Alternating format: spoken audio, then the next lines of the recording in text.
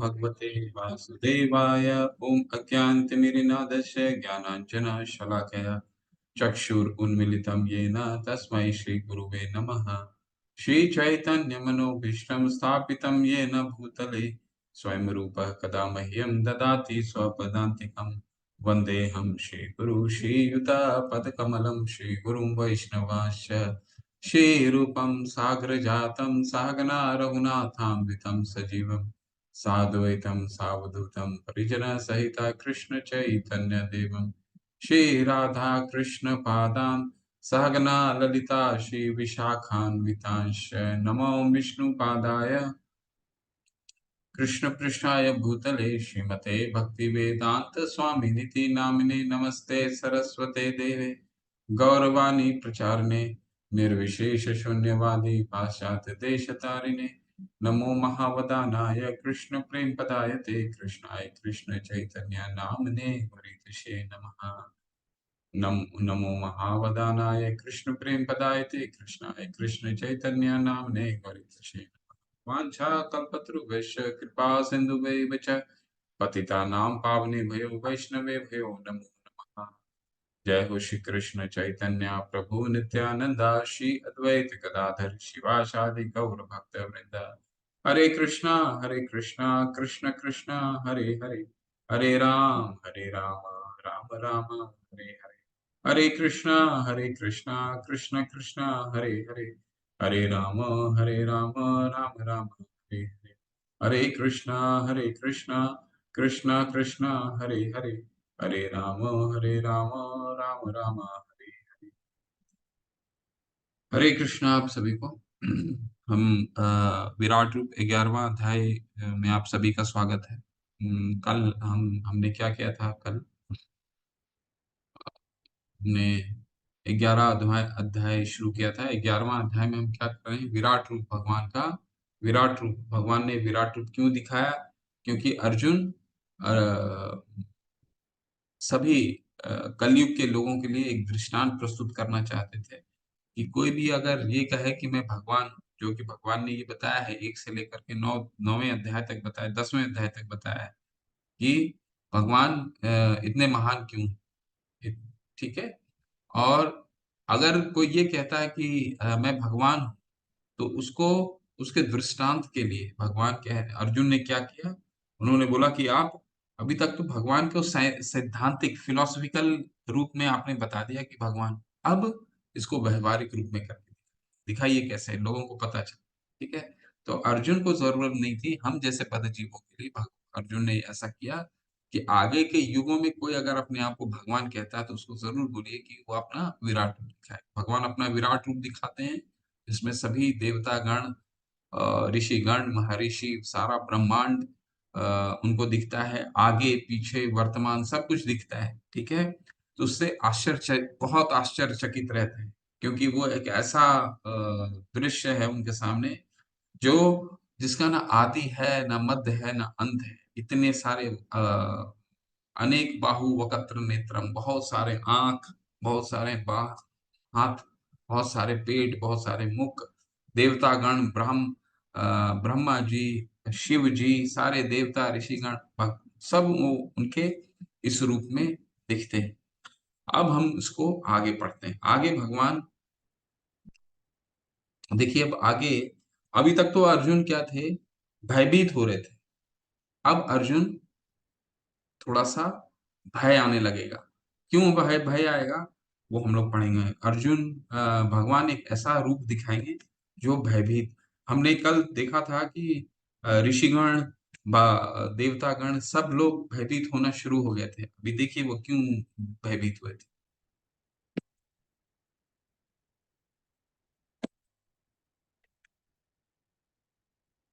हम 26वें श्लोक से आगे शुरू करते हैं।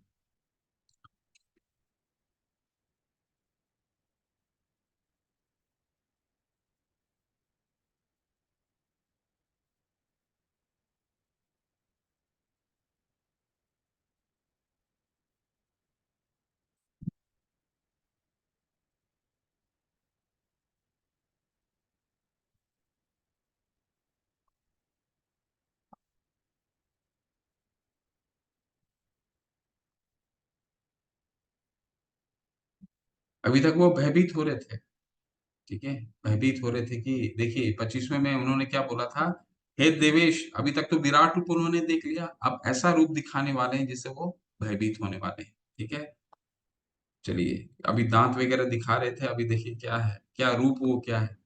अमी अमी चैत्वां धृतराष्ट्रः पुत्राः सर्वे सर्वे सह एव अवनीपल संघे भीष्मो द्रोण सूतपुत्रस्तथासौ सहामस्य देरपि यदुमुखये वक्त्राणि ते त्वन्माना विशन्ति दृष्टा करलानि भयानकानि केचिद् केचिदुल्लग्ना दशनान्तरेषु सन्दृश्यन्ते सन्दृश्यन्ते चू चूर्णते रुत मंगे चूर्ण कर रहे हैं। धृतराष्ट्र के सारे पुत्र अपने समस्त सहायक अभी से लेकर के 30वें श्लोक में, अभी 26 से लेकर के 30 श्लोक तक अर्जुन देखेंगे कि ये युद्ध का क्या परिणाम होने वाला है। देखिए युद्ध का परिणाम भगवान अपने, क्योंकि भगवान ने क्या बोला है, इस रूप में मेरा वर्तमान, भूत और भविष्य सब देख पाओगे। तो अभी भविष्य देख रहे हैं, तो 29 से लेकर के 26 से लेकर के 30 श्लोक हम उसको अध्ययन एक साथ करेंगे और फिर इसका सारांश आपको समझाएंगे। धृतराष्ट्र के सारे पुत्र अपने समस्त सहायकर्ताओं सहित तथा भीष्म, द्रोण, कर्ण एवं हमारे प्रमुख योद्धा भी आपके विकराल मुख में प्रवेश कर रहे हैं। उनमें से कुछ के शिरों तो मैं आपके दांतों से बीच चूर्णित होते देख रहा हूँ। देखिए भविष्य देखने लग गए हैं। यथा यथा नदीनां बहवः अम्बुवेगः समुद्रम एव अभिमुखा द्रवन्ति तथा त्वामि नरलोकवीरा विशन्ति वक्रत्राणि विचलन्ति। जिस प्रकार नदियों के अनेक तरंगे समुद्र में प्रवेश करती हैं, उसी प्रकार ये समस्त महान योद्धा भी आपके प्रज्वलित मुखों में प्रवेश कर रहे हैं, ठीक है? मैं आपको आराम से समझाऊंगा, पहले इसको पढ़ लेता हूँ, फिर आराम से इसको इसका निष्कर्ष को समझाऊंगा। यथा प्रदीप्तं ज्वलन पतंगा विशन्ति नाशाय समृद्ध वेगा तथैव नाशाय विशन्ति लोका सत्वापि वक्त्राणि समृद्ध वेगा। मैं समस्त लोगों को पूर्ण वेग से आपको मुख में उसी प्रकार प्रविष्ट होते देख रहा हूं जिस प्रकार पतंगे अपने विनाश के लिए प्रज्वलित अग्नि में कूद पड़ते हैं। तो भगवान अर्जुन कुछ ऐसे चीज देख रहे हैं, अभी बताता हूँ। ये 30 पढ़ता हूँ, इसके बाद बताता हूँ। ले ली ही आयशे ग्रसमान समता समन्नता लोकान समग्रान वैदेन वैदैन ज्वलधि तेजो भीरा तेजो भीराय पूरे जगत समग्र भासस्तवोग्रा भासस्तवोग्रा प्रतपन्ति प्रतपन्ति विष्णु। हे विष्णु, मैं देखता हूं कि आप अपने प्रज्वलित मुखों से सभी दिशाओं के लोगों को निगल रहे हैं और आप सारे ब्रह्मांड को अपने तेज से पूरित करके अपनी विकराल झुलसती किरणों सहित प्रकट हो गए।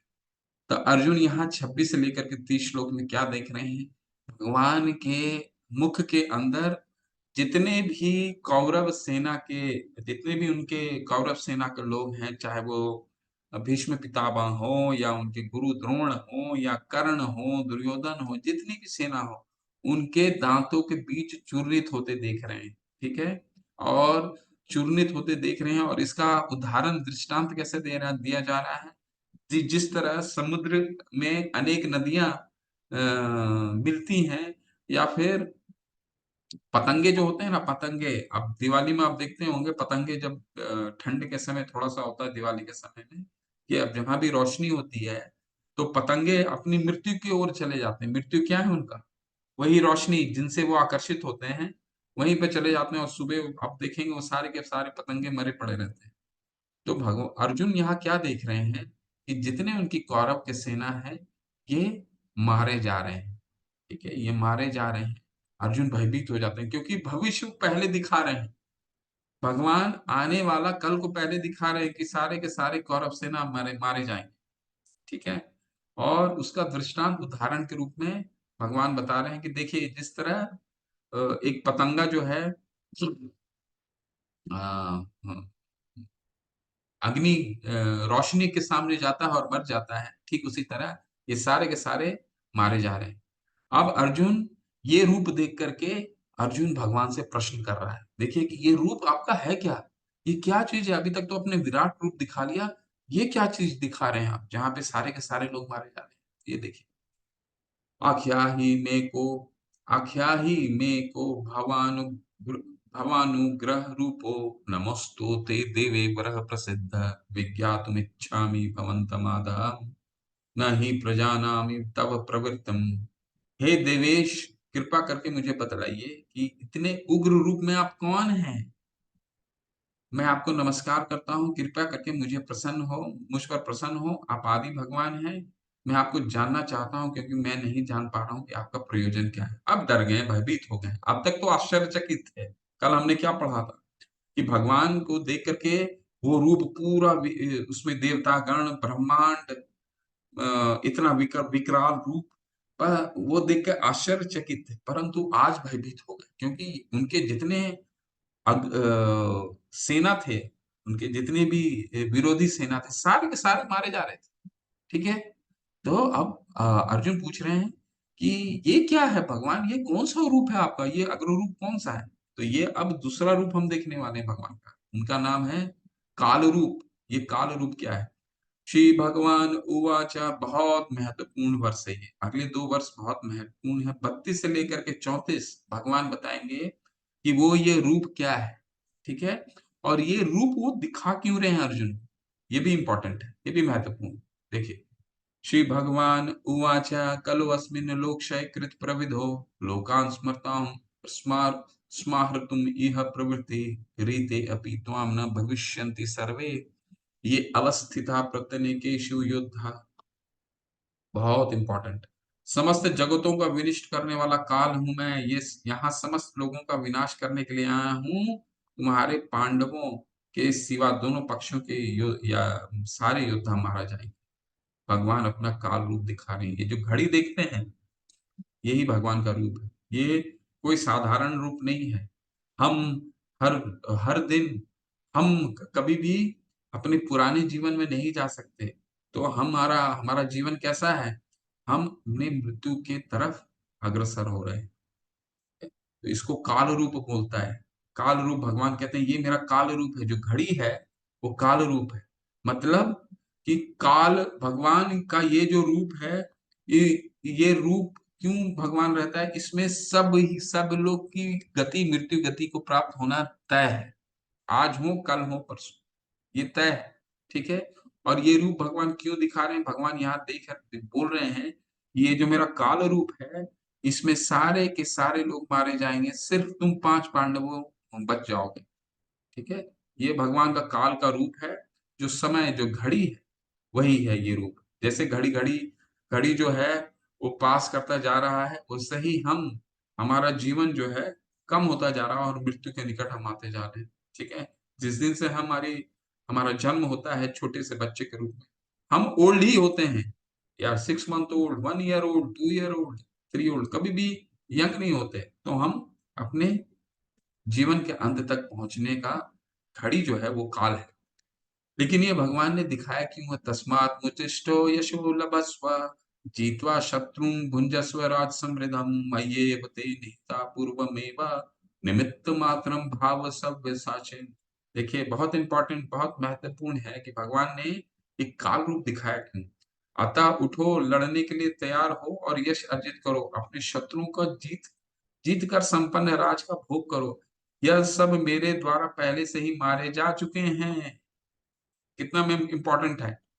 और हे सव्यसाची, सव्यसाची का मतलब होता है कि जो दोनों हाथों से शस्त्र चलाने में निपुण हो। तो अर्जुन दोनों हाथों से तीर का में निपुण थे, तीर चलाने के लिए निपुण थे। तुम तो युद्ध में केवल निमित्त मात्र हो सकते हो। देखिए कितना इम्पोर्टेंट है, महत्वपूर्ण है। कलोस्मिन लोकशय इसमें क्या कह रहे हैं? कह रहे हैं कि ये जितने लोग हैं, तुम मारो या ना मारो, ये मेरे द्वारा मारे जाएंगे। तो कोई ना कोई तरीके से मारे जाएंगे, ठीक है? क्योंकि आपको अगर मालूम हो तो कर्ण का तो किसी से नहीं बनता था, ना ही किसी दुर्योधन को छोड़ के या उनके भाइयों को छोड़ के किसी से नहीं बनता था, तो आपस में ही लड़के मर जाते। अगर अर्जुन उनको नहीं मारता। तो भगवान कह रहे हैं, देखो ऐसा है अर्जुन, तुम शुरू में तो कह रहे थे मैं इनको नहीं मारूंगा, लेकिन इनका मृत्यु निश्चित है। और वो जो मृत्यु है वो क्या है? ये मेरा काल रूप है, ये आना तय है।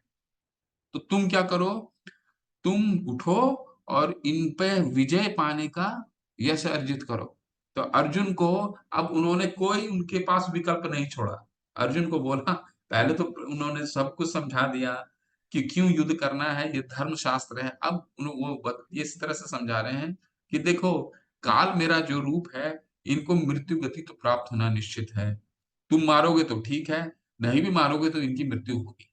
लेकिन चूंकि तुम मेरे भक्त हो, भक्तो असी में सखा चेती, तो भगवान अपने भक्तों को यश दिलाने के लिए हमेशा आगे करते हैं, स्वयं कभी भी उस चीज का श्रेय नहीं लेते।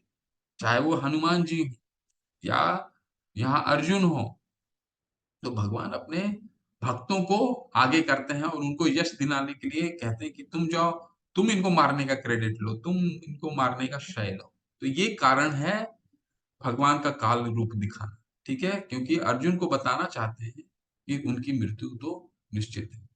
द्रोण च भीष्मं भीष्मं च जयद्रथ च कर्ण तथा न्यापि योधवीरान् मया हतांस्तव जहि मया वितिष्ठा युधस्व जेतसि रणे समत्तनान्।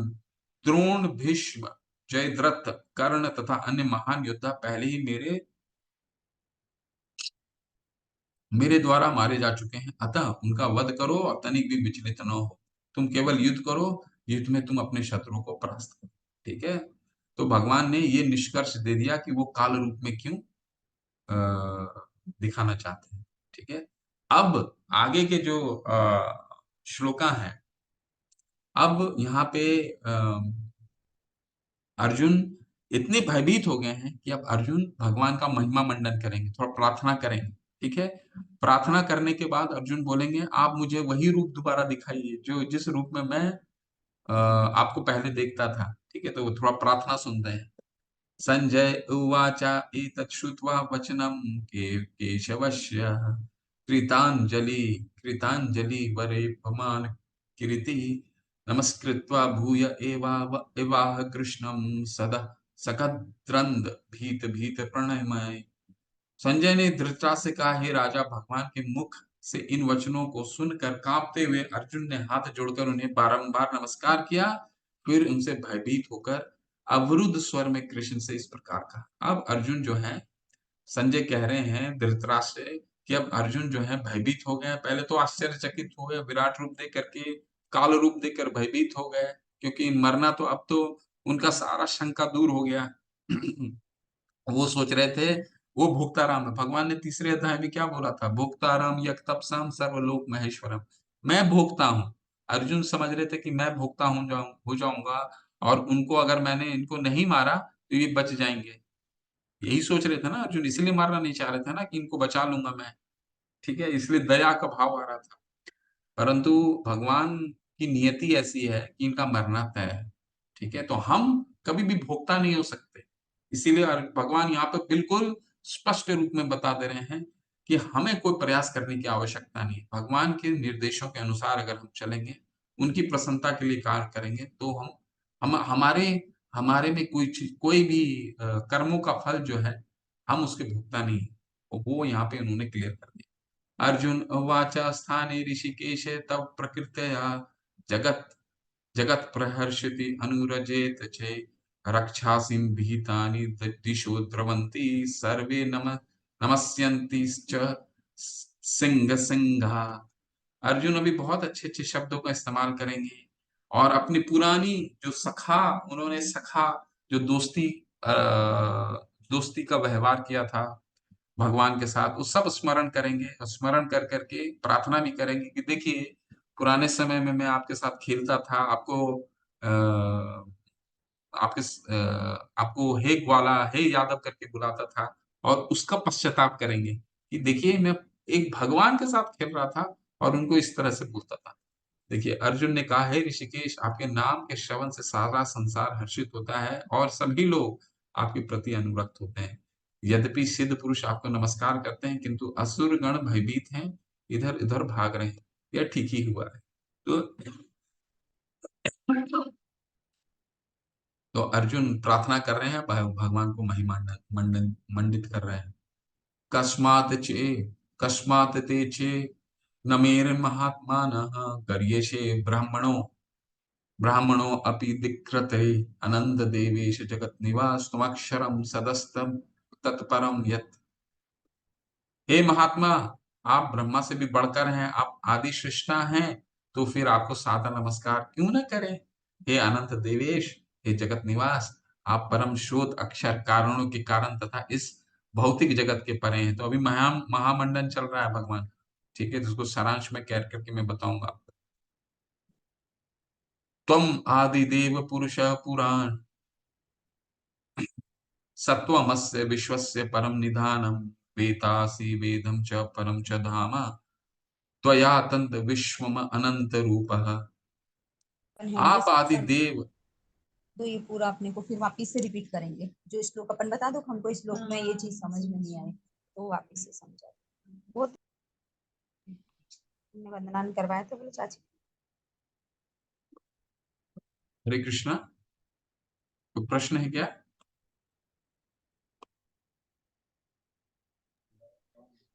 हरे कृष्ण प्रभु जी, वो गलती से म्यूट अनम्यूट हो गया था। हम्म।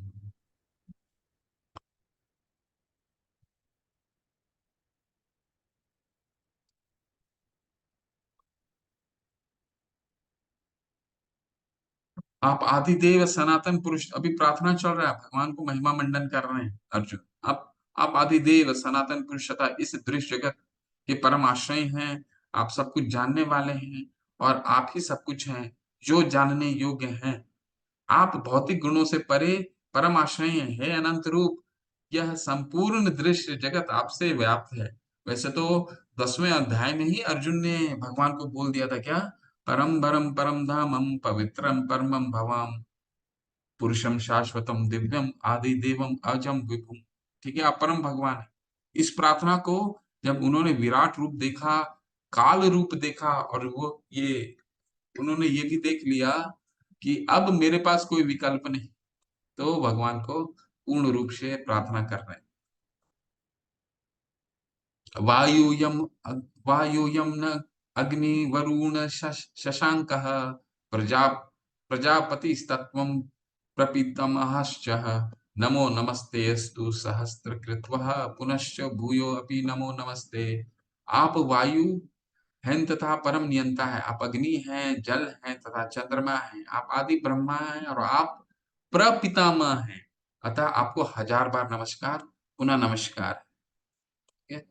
नमः पुरस्ता नमः नमः पुरस्तात् पृष्ठते पृष्ठस्थे नमस्तु ते सर्वतः सर्वता एव सर्व अनंत अनंत वीर अमित विक्रमस् तत्वम सर्वम समाप्नोषि तत् असि सर्वः। आप आगे पीछे तथा चारों ओर से नमस्कार।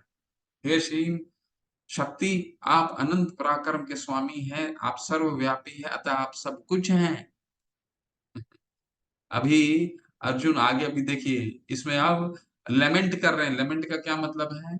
अभी भगवान की उन्होंने प्रार्थना की, अब आगे के श्लोकों में भगवान जो है, अर्जुन जो है वो, उन्होंने पिछले समय में भगवान के साथ किस तरह व्यवहार किया था, उसको उसकी पश्चाताप करेंगे।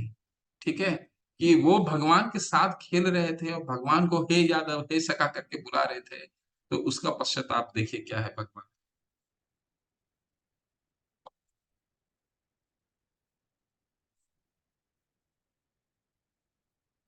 सखेति मत्वा सखेति मत्वा प्रसंभ यदुयुक्तम, हे कृष्ण हे यादव हे सखेति अजानन्ता महिमा तवेदम मया प्रमाद प्रणयेन वापि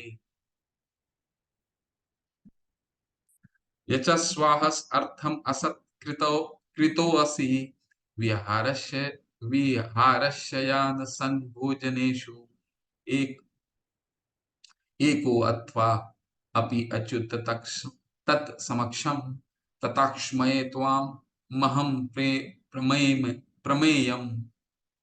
आपको अपना मित्र मानते हुए मैंने हठ पूर्वक आपको हे कृष्ण हे यादव हे सखा जैसे संबोधनों से पुकारा है, क्योंकि मैं आपकी महिमा को नहीं जानता था। मैंने मूर्खतावश या प्रेमवश जो कुछ भी किया है, कृपया उसके लिए मुझे क्षमा कर दें। यदि नहीं, मैंने कई बार आराम करते समय एक साथ लेटे हुए, साथ-साथ खाते हुए, बैठे हुए, आप भी कभी अकेले तो कभी उनके मित्र के समक्ष आपका अनादर किया है। हे अच्युत! अच्युत का क्या मतलब होता है? जिनका कभी पतन नहीं होता। भगवान चाहे अर्जुन के सारथी हों, अ, चाहे वो युधिष्ठिर महाराज का पाँव छू करके आशीर्वाद लें, परंतु भगवान जो भगवान कभी भी च्युत का क्या मतलब होता है? जिनका पतन हो जाता है। अच्युत का क्या मतलब है? जिनका कभी पतन नहीं होता। मेरे इन समस्त अपराधों को क्षमा करें। तो अर्जुन जो हैं, भगवान की पहले प्रार्थनाएँ करते हैं, ठीक है? प्रार्थना को करने के पश्चात अब अर्जुन भगवान को अब उन्होंने उनके साथ किस तरह उन्होंने व्यवहार किया, ठीक है? उस व्यवहार को वो अ, चिंता कर रहे हैं और अपने आप को क्षमा माँगने का प्रयास कर रहे हैं। क्या क्षमा माँग रहे हैं? क्यों? कि आप परम ब्रह्म, परम धाम, पवित्रम परमम भवाम, आप संपूर्ण जगत के अधिष्ठाता देव हैं, ठीक है?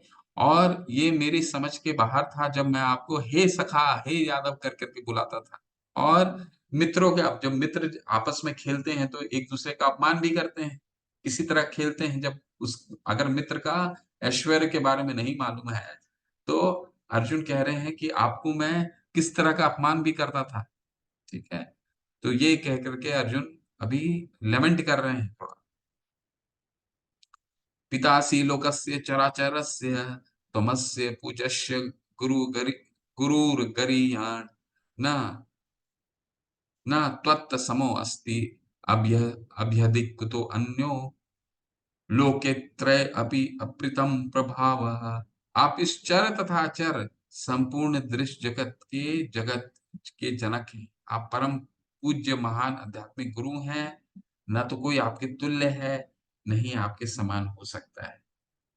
हे अतुल शक्ति वाले प्रभु, भला तीनों लोक में आपसे बढ़कर कोई ऐसा कैसे हो सकता है? तो इसकी कई बार चर्चा हो चुकी है। भगवान ने 9वें अध्याय में भी कहा है, मय्या दक्षेण प्रकृति सूयते सचराचरम हेतुनानेन कौन्तेय जगत विपरिवर्तते। 10वें अध्याय में भगवान क्या कहते हैं? अहं सर्वस्व प्रभवो मत्तः सर्वं प्रवर्तते इति मता भजन्ते मां बुधा भाव समन्विता। ये जितनी आध्यात्मिक वस्तु, आध्यात्मिक जगत है और भौतिक जगत है, ये मेरे से उद्भूत होता है, अर्जुन 10वें अध्याय में बोलते हैं। और जितने भी इस दृश्य जगत में जितनी भी चलने वाले और जड़ वस्तु हैं, इसकी ये भी मेरी अध्यक्षता में कार्य करते हैं। ऐसा करके उन्होंने पहले भी इस चीज़ को बोला है।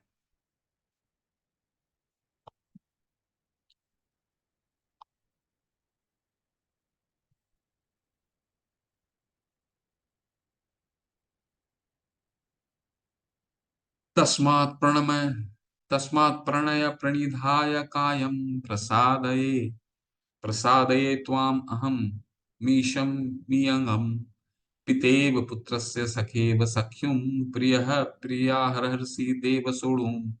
आप प्रत्येक जीव द्वारा पूजनीय भगवान हैं, अतः मैं गिरकर सादर देखिए, अब भगवान अब तक तो अर्जुन प्रार्थना कर रहे थे, अब पहले महामंडन किया उन्होंने, महामंडन के पश्चात पहले तो उन्होंने पहले तो विराट रूप दिखाया, विराट रूप के बाद काल रूप दिखा, काल रूप के देखने के पश्चात अर्जुन भगवान की महिमा मंडन करते हैं, ठीक है? महिमा मंडन करने के बाद वो अपने आप को क्षमा प्रार्थी अ, अर्जुन को भगवान के सामने क्षमा प्रार्थी बनने का प्रयास करते हैं। क्या किस चीज़ को लेकर के? कि उन्होंने आपके साथ कैसा व्यवहार मित्रवत रूप में किस तरह व्यवहार किया।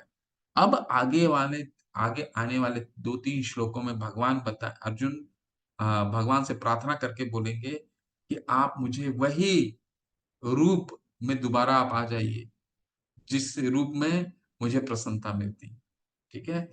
तो अब हम देखेंगे कि भगवान का जो भक्त है, वो भगवान के किस रूप को विशेष अ, उसके लिए कौन-सा रूप सब सर्वश्रेष्ठ है।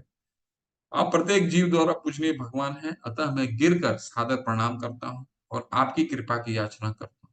जिस प्रकार पिता अपने अ, पुत्र की ढिठाई सहन करता है या मित्र अपने मित्र की धृष्टता सह लेता है या प्रिय अपनी प्रिया की अपराध सहन कर लेता है, उसी प्रकार आप कृपा करके मेरी त्रुटियों को सहन कर लें। तो अर्जुन जो है भगवान से प्रार्थना करते हैं कि अब मुझे आप कृपया क्षमा कर दीजिए, कि जो जिस तरह का व्यवहार मैंने आपके साथ किया है मित्रवत के रूप में, उसको अर्जुन जो है वो क्षमा माँग रहे हैं भगवान से, ठीक है? और ये सब दृष्टांत प्रस्तुत कर रहे हैं कि आप तो सर्वोपरि हैं, अनंत कोटि ब्रह्मांड के नायक हैं। तो आपको तो ठीक उसी तरह जैसे पिता एक पुत्र को क्षमा करता है या मित्र अपनी घनिष्ठता मित्रता से क्षमा करता है, ठीक है? उसी तरह आप मुझे भी क्षमा कर दीजिए, मैंने जो भी आपको पूर्व में आपके साथ जिस तरह का व्यवहार किया।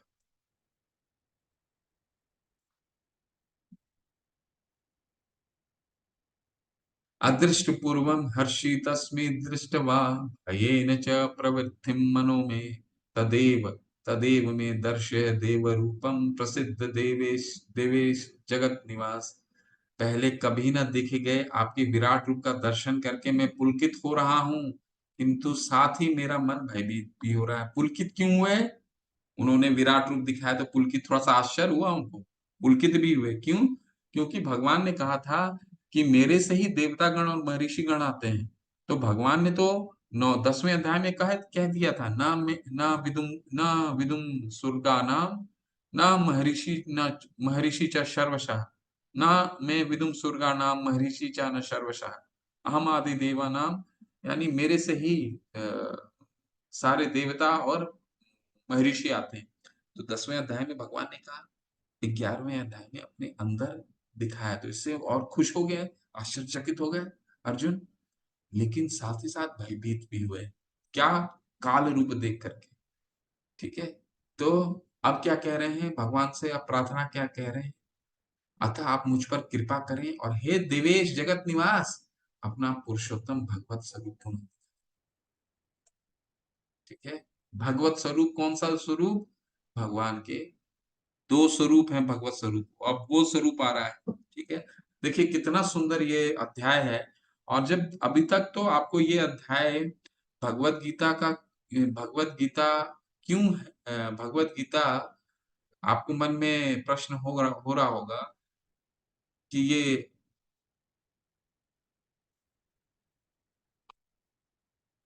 भगवत गीता का ये विराट रूप में ऐसा क्योंकि 6 से लेकर के 7 से लेकर के 12 तक भक्ति योग है। तो ऐसा भगवान ने अभी क्या बताया है कि भक्ति योग का ये जो अध्याय है, भक्ति योग का अंग है, ठीक है?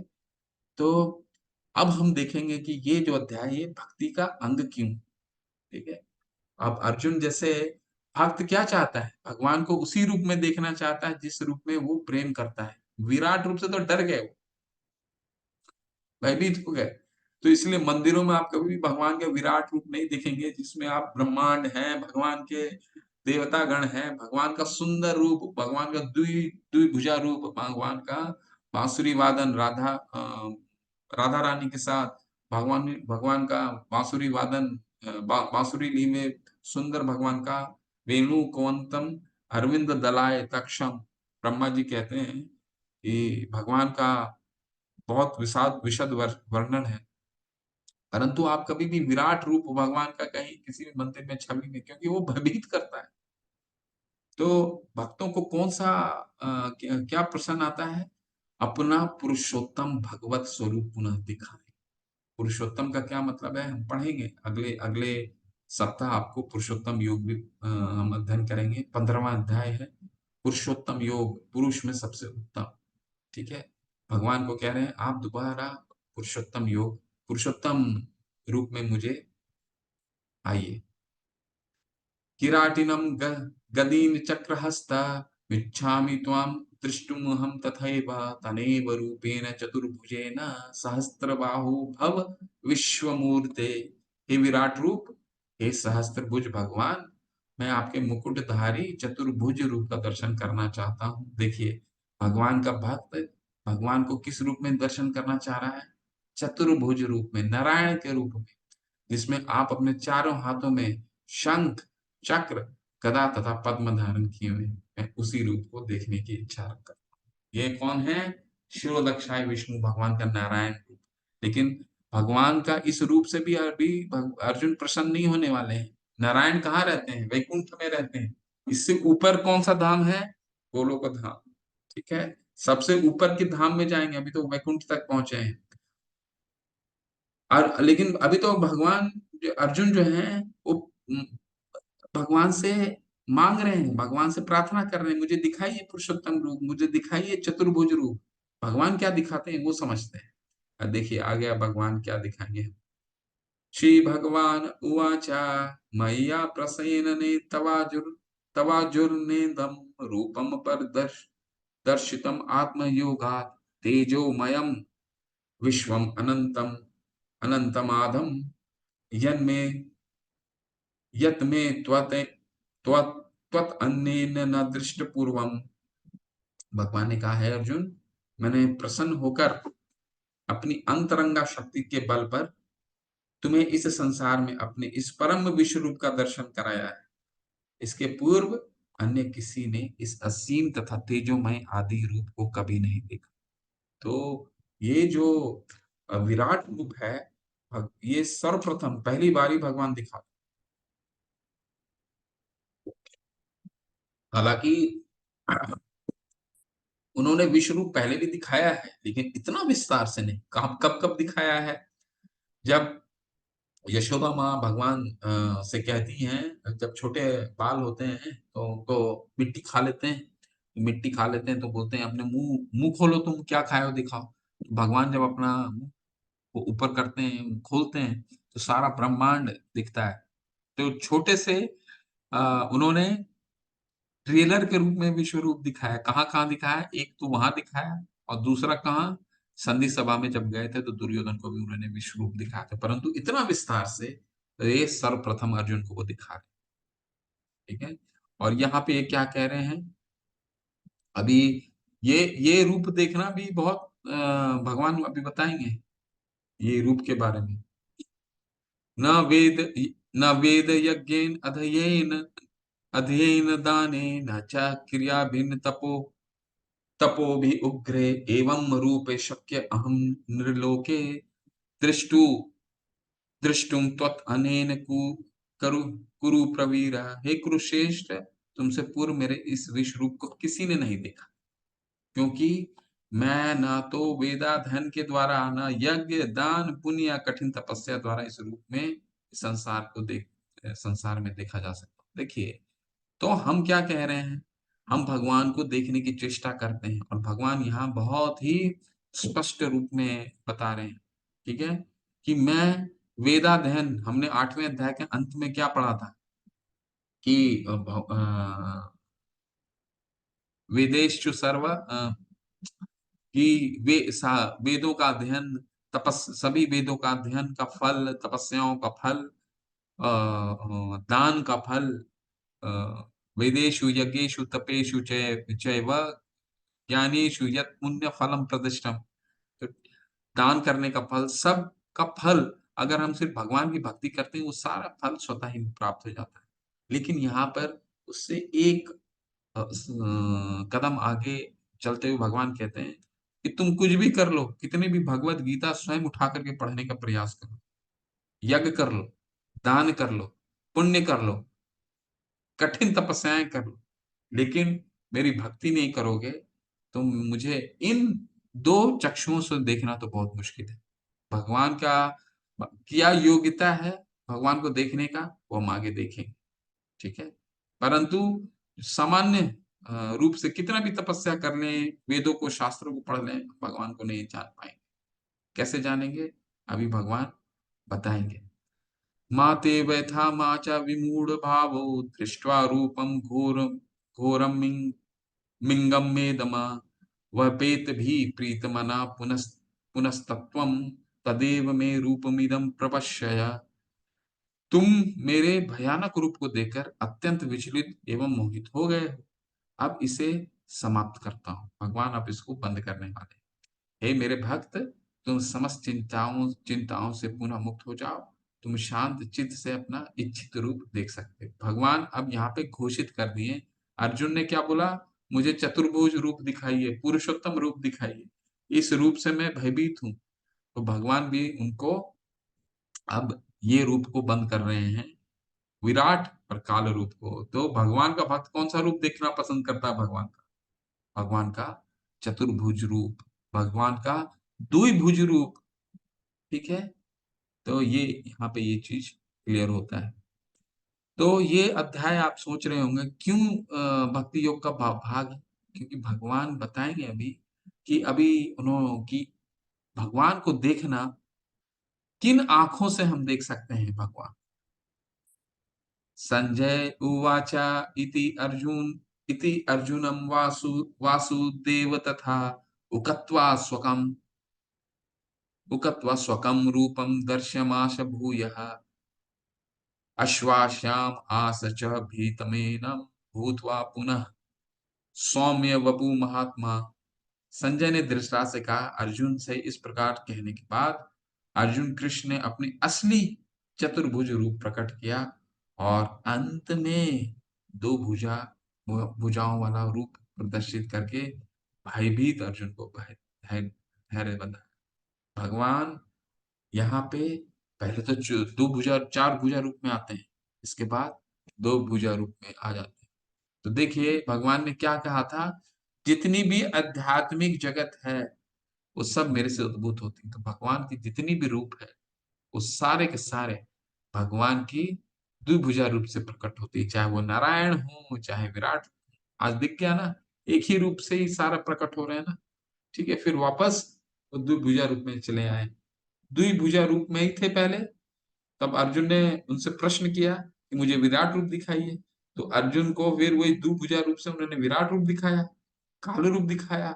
फिर उन्होंने बोला कि नहीं, अब मुझे चतुर्भुज रूप दिखाइए, इससे मैं भयभीत हो रहा हूँ। फिर चतुर्भुज रूप में दिखाया और वापस अपने द्विभुजा रूप में आ गए। ठीक है, तो द्विभुजा रूप जो है सब रूपों का उद्भूत है, सब रूप उसी से आते हैं।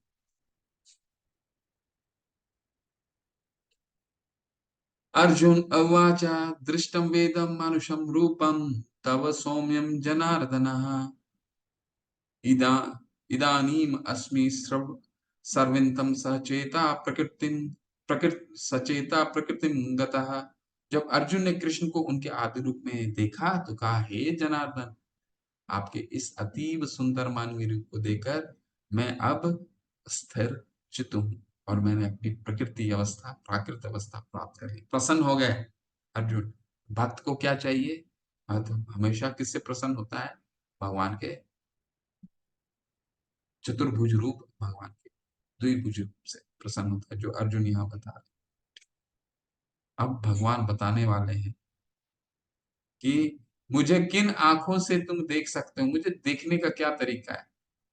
श्री भगवान उवाच सुदुर्दर्शम रूपम दृष्टवांसी जन्मम देवा अपस्य रूपस्य नित्यम दर्शन कांक्षिणम। बहुत सुंदर शब्द है ये, सुदूरदर्शम, देख पाने में अत्यंत कठिन। अर्जुन ने कहा, श्री भगवान ने कहा, हे अर्जुन, तुम मेरे जिस रूप को इस समय देख रहे हो उसे देख पाना अत्यंत दुष्कर है, सुदूरदर्शम है, बहुत दुष्कर है। यहाँ तक कि देवता भी इस अत्यंत प्रिय रूप को देखने की ताक में रहते हैं। तो जब भगवान देवकी के गर्भ से आने वाले थे, सारे देवतागण भगवान का अभिनंदन करने के लिए आतुर थे। ठीक है, सारे देवतागण आतुर थे, इसलिए भगवान यहाँ कह रहे हैं मेरे ये द्विभुजा रूप को देखने के लिए देवतागण भी आतुर रहते हैं, क्योंकि देवतागण भी समझ नहीं पाते भगवान को ना। इसलिए भगवान ने बताया था ना, ना मैं विदुम स्वर्गा नाम महर्षि ना च सर्वशः।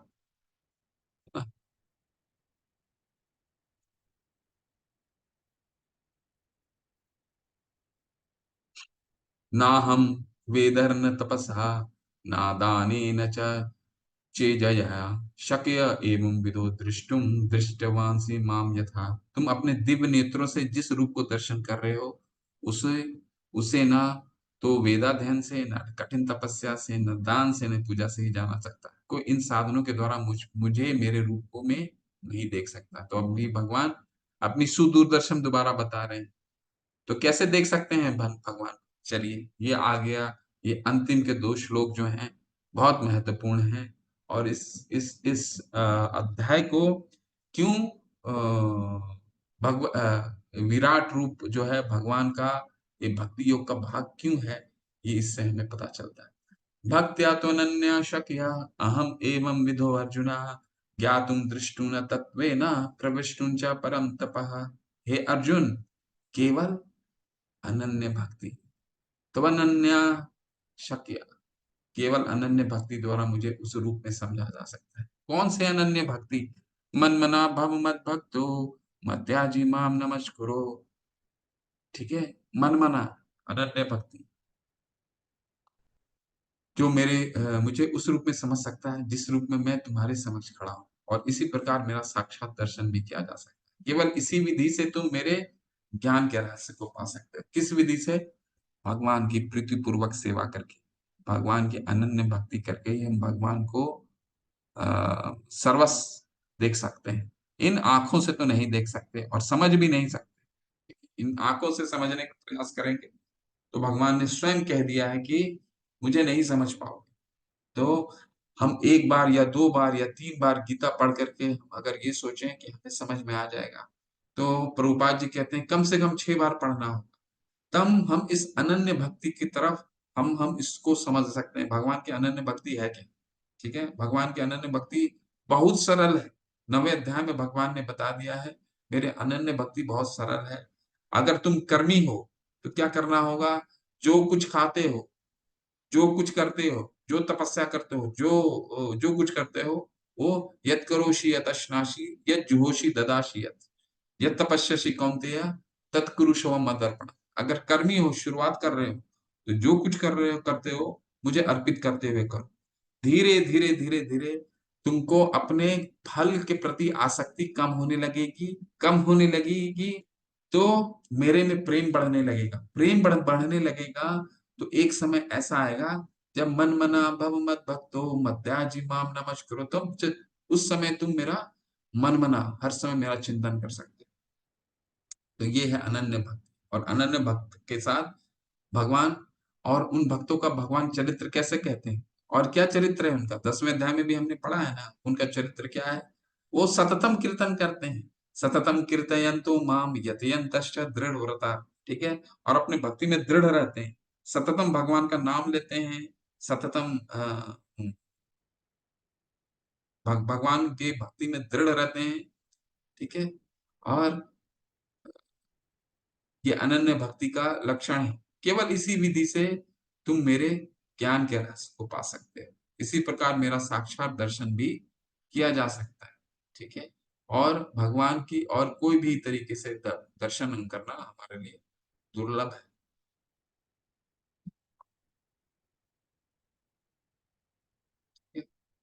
ये सबसे अंतिम श्लोक है। बहुत सुंदर ये श्लोक है। ये 2 श्लोक जो हैं, ये आधार हैं, विराट रूप जो है भगवान की भक्ति। मत्कर्म कृत मत परमो मत भक्त संग वर्जिता निर्वैर सर्वभूतेषु यः स मामेति पांडवा। एक एक शब्द महत्वपूर्ण है। मत कर्म कृत, मेरे कर्म में रत रहो। हे अर्जुन, जो व्यक्ति सकाम कर्मों तथा मनोधर्म के कलमश से मुक्त होकर मेरी शुद्ध भक्ति में तत्पर रहता है, जो मेरे लिए ही कर्म करता है, मुझे ही जीवन लक्ष्य समझता है, और जो प्रत्येक जीव से मैत्री भाव रखता है, वह निश्चय ही मुझे प्राप्त करेगा। एक एक शब्द इसका बहुत महत्वपूर्ण है श्लोक का। मत कर्म कृत मत परमो, कृत मत परमो, मेरे लिए ही कर्म करता है। ठीक है? एक तो हो गया जब शुरुआती दौर है। शुरुआती दौर में भगवान क्या कहते हैं? जब शुरू कर रहे हो भक्ति, तो एक काम करो, यत करो यत अश्नासी, जो कुछ खाते हो, जो कुछ करते हो, सब मुझे अर्पित करते हो। परंतु भगवान का भक्त जब अनन्य भक्ति में चला जाता है, तो वो अर्पित नहीं करता है, भगवान के लिए ही सारा कार्य करता है। ठीक है? समझ रहे हैं? भगवान के लिए ही सारा कार्य करना और भगवान को अर्पित करते हुए करना, ये दोनों अलग-अलग चीजें हैं। शुरू-शुरू में, क्योंकि भगवान को अर्पित करने का मतलब है हमें भौतिक भोग से आसक्ति है, हमने हमारी मान लीजिए हम लाख रुपया की हमारी सैलरी है। हमने हमने भगवत गीता से सीखा कि भगवान के प्रति दान करना चाहिए। क्यों? क्योंकि भगवान ही पूरे ये सभी के सृष्टिकर्ता हैं। ये जो हम धन कमा रहे हैं, ये जो बुद्धिमताम अस्मि, तेजस तेजस्विनाम अहम, बलम बलवंताम चम। भगवान क्या कहते हैं कि मैं 7वें अध्याय में बुद्धिमान को बुद्धि हूँ। तो जिस बुद्धि से हम धन कमा रहे हैं, बुद्धि भी भगवान का है, तो ये पैसा भी भगवान का है। ठीक है? तो ये तो हम ज्ञान ले लिए, लेकिन हमारी आसक्ति नहीं गई। तो हमने क्या किया? चलो कोई बात नहीं, 1 लाख में से कुछ हम भगवान को भगवान के कोई कार्य के लिए डोनेट कर देते हैं। तो हमने क्या हुआ? यत् करोषि यत् अश्नासि, हमने कुछ डोनेट कर दिया, हमने कुछ दान दे दिया, परंतु हमें हमारी आसक्ति है अभी। लेकिन भगवान का भक्त क्या सोचता है? इस अगर अगर वो कार्यरत है, तो वो सोचेगा भगवान की पहले भक्ति में कर लेते हैं कि कितना दान देना, क्या आवश्यकता है वो, और फिर मेरे लिए जीविकोपार्जन के लिए मेरे जितना बचता है, पालन के लिए मेरा जितना बचता है, मेरा सेफ्टी नेट जितना है, वो रख करके सब भगवान उनकी प्रायोरिटी। तो ये हो गया मत कर्म कृत मत परम। ठीक है? मद भक्त संग वर्जिता। संग वर्जिता का क्या मतलब है? सकाम कर्मी और मनोधर्म से मेरे लिए कर्म करता है, जो मुझे ही जीवन का लक्ष्य समझता है और प्रत्येक जीव में मैत्री भाव रखता है, यह निश्चय ही मुझे प्राप्त करता है। तो मत मत कर्म आप समझ गए कि कर्म क्या होता है? सकाम कर्म मतलब भगवान के लिए ही सारा कार्य करना, शुद्ध होकर के शुद्ध भक्ति में मेरे पूर्ण रूप से मेरे में तत्पर रहता है और मैत्री भाव रखता है, प्रत्येक जीव से मैत्री भाव रखता है। ऐसा क्यों? क्योंकि उसको पता चल जाता है कि सभी भगवान के अंश हैं। ठीक है? सभी भगवान के अंश हैं, चाहे वो घर हो, चाहे उसका ऑफिस हो। उसको ये पता चल गया है कि उनकी पत्नी या पत्नी के लिए पति, उनके बच्चे, उनके ऑफिस में जितने कर्मचारी हैं, सब भगवान के अंश हैं। अब जब सब भगवान के अंश हैं, तो उसमें क्रोध कैसे कर सकता है? ठीक है? सबको समान भाव से देखता है। इसका मतलब ये नहीं है कि किसी के लिए कर्म नहीं करता है। काम करने के लिए किसी को अगर रजोगुण में कार्य करना पड़े, करता है। परंतु वो सबको भगवान के अंश के रूप में समझता है। ये नहीं किसी से आके लड़ाई किया, वो नहीं किसी के साथ कोई भी कुछ भी शब्द कह दिया। ठीक है? हमने हमने 5वें अध्याय में पढ़ा था ना, भगवान कहते हैं कि समदर्शी का क्या लक्षण होता है? समदर्शी का लक्षण होता है कि या एक चंडाल हो, एक कुत्ता हो, एक गाय हो, एक हाथी हो, एक ब्राह्मण हो, सबको समान रूप से देखता है। सबको देखता है कि ये भगवान के अंश हैं और ये जो शरीर है, वो एक कपड़ा मात्र है। ठीक है? तो सबको समान के रूप में देखता है। ठीक है? तो इन दो जिनमें ये 2 गुण हैं, वो भगवान कह रहे हैं, वो मुझे इन 2 आँखों से सर्वत्र देख सकता है, हर जगह देख सकता है। बाकी इन 2 आँखों से तो देखना मुश्किल है। तो क्या कौन-सी आँखों से देखना पड़ेगा? प्रेमांजन छुरित भक्ति विलोचनेन संतय सदैव हृदयेषु विलोकयन्ति।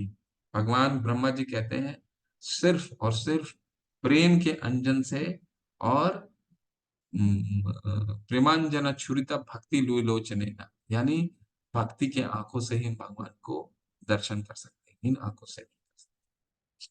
ठीक है? ये आपका ये बहुत सुंदर श्लोक है। आप जब अगला लेवल में जाएँगे तो बहुत अच्छा ग्रंथ आएगा जिसमें ये हम इसका अध्ययन करेंगे। जहाँ यहाँ कहा जाता है अनासक्ते विषयान् यथारम उपयुञ्जत निर्बंध कृष्ण संबंधे युक्त वैरागम उच्यते। हम भगवान की अनन्य भक्ति तभी कर सकते हैं, जितनी भी विषय वस्तु है, उससे हम अनासक्त हो जाएँ। ठीक है? जिसे विषय वस्तु है, उससे हम अनासक्त हो जाएँ। फल से जितना हम अटैच रहेंगे, उतने भगवान से दूर रहेंगे। फल से जितने अनासक्त होंगे, उतना हम भगवान के निकट आ सकते हैं। तो ये अंतिम श्लोक था। 11वां अध्याय आपका समाप्त होता है। अब हम कल 12वां अध्याय शुरू करेंगे। ठीक है? और 12वां अध्याय जो है भगवत भक्ति का भक्ति योग का अंतिम अध्याय। ठीक, इसके बाद से अगले हफ्ते से हम ज्ञान योग जो अंतिम भाग है इस भगवत गीता का, उसको शुरू करें। ठीक है, तो आज हमने क्या क्या देखा? आज हमने भगवान का काल रूप को देखा। काल रूप के बाद अर्जुन काल रूप भगवान ने क्यों दिखाया?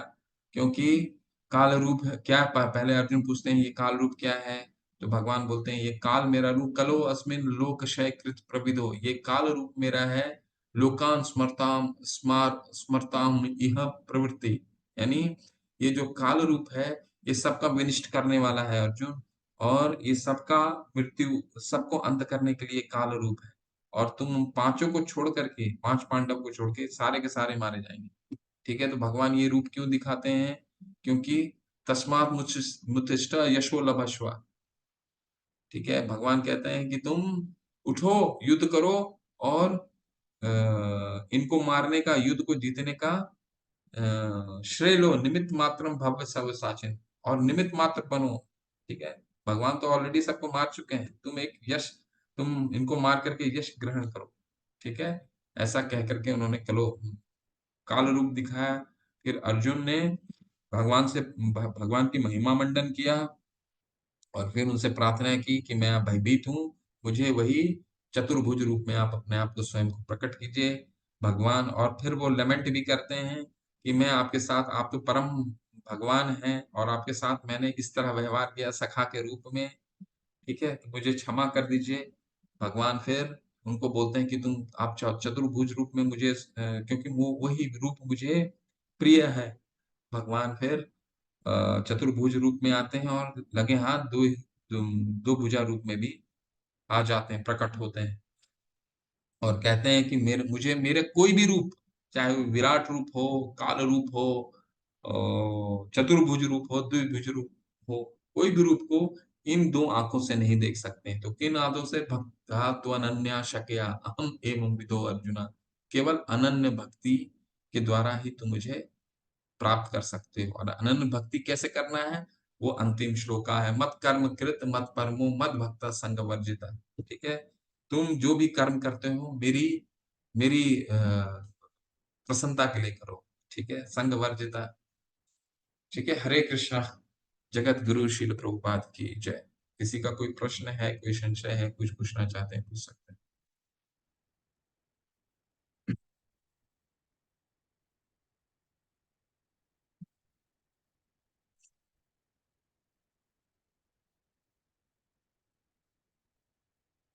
हरे कृष्ण। हैं। हरे कृष्णा जी, बोलिए। हरे कृष्णा। अ, आपने बताया कि भगवान का जो द्विभुज रूप है वो उनकी अनंत भक्ति के बाद ही प्राप्त किया जा सकता है या देखा जा सकता है। तो कुरुक्षेत्र में तो काफी लोगों ने उनको देखा और उनके जीवन काल में भी उनको काफी लोगों ने देखा। हम्म, तो वो रूप उनका मनुष्य रूप से अलग है या सेम रूप है?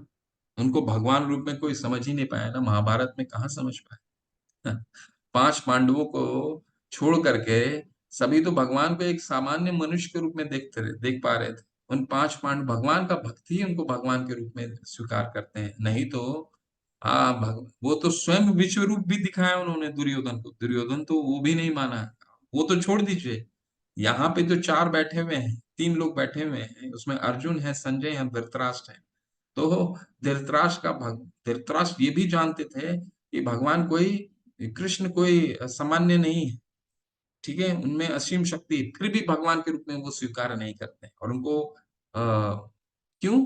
क्योंकि भगवान में सातवें अध्याय में ये बताया था ना कि जो मुझे आ, नहीं समझना चाहता है, वो मैं उसको अपने योग माया शक्ति से आच्छादित कर देता हूँ। ना हम प्रकाश सर्वस्य योग माया समावृता है, भगवान कहते हैं। तो जो भगवान को नहीं समझना चाहता, कितना भी प्रयास कर लीजिए, इन चक्षुओं से समझना बहुत मुश्किल है। भगवान तो महाभारत में स्वयं प्रकट थे, कितने लोग समझ पाए कि वो कृष्ण जो है भगवान है? वही पांच पांडव, कुंती, भीष्मदेव। ठीक है, और इसके अलावा कोई उनको सामान्य पुरुष, सारे सामान्य पुरुष समझते थे, साधारण जो जिनके पास बहुत गुण है, परंतु उनको भगवान के रूप में कोई नहीं जान पाया था प्रभु। और ये गीता में ही लिखा हुआ है, उनको भगवान के रूप में कोई समझ नहीं पाया। ठीक है प्रभु, और कोई प्रश्न है? धन्यवाद।